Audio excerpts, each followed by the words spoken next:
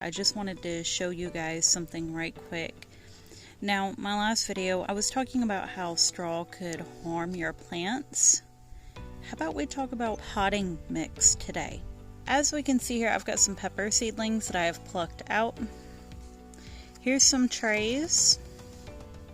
Now, it didn't come out of this tray, but I want to show you how poor my pepper plants are doing. Look at this, it's absolutely sad. I knew something was going on with the potting mix whenever I realized how poorly some of them were growing.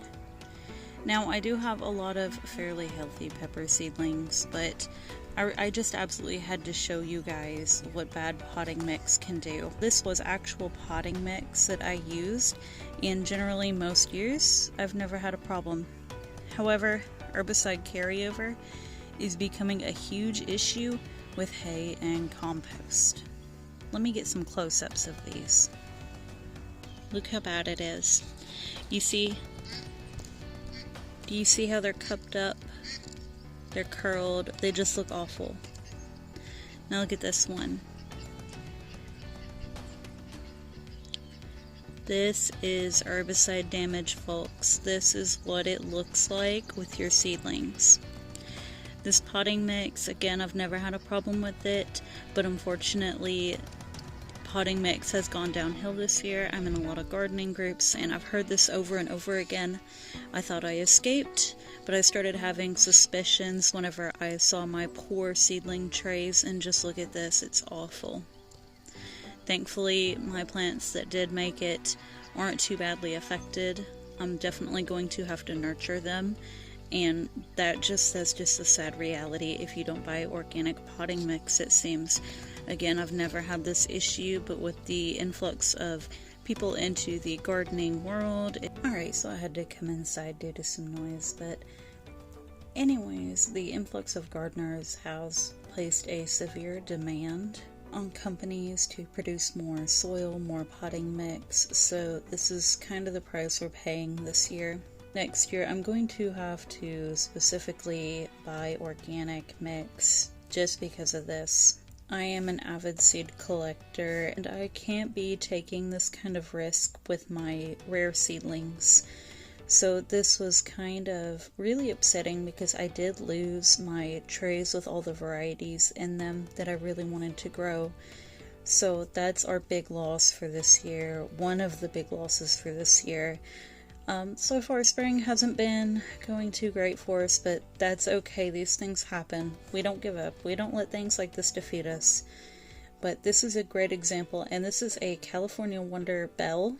In case you're curious, both of these, they were actually in the same cell, but the other plants that were growing in the seedling tray seem to be largely unaffected.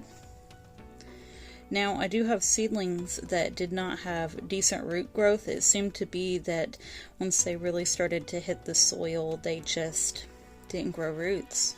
These, however, they did grow roots. I'm not using the phone that I like to use for recording, so I'm sorry that the video isn't as great of quality, perhaps the audio as well, because again, I didn't grab my microphone, but I just really wanted to show you guys what herbicide damage looks like with pepper plants.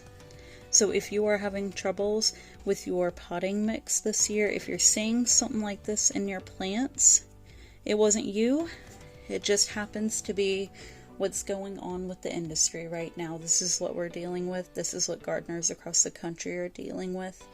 It's not pretty, it's not fun, it's heartbreaking, but this is the reality of using herbicides so widely. Many hay fields, they are sprayed with herbicides. As I've said previously, I can't find hay to save my life that doesn't have herbicides sprayed on it.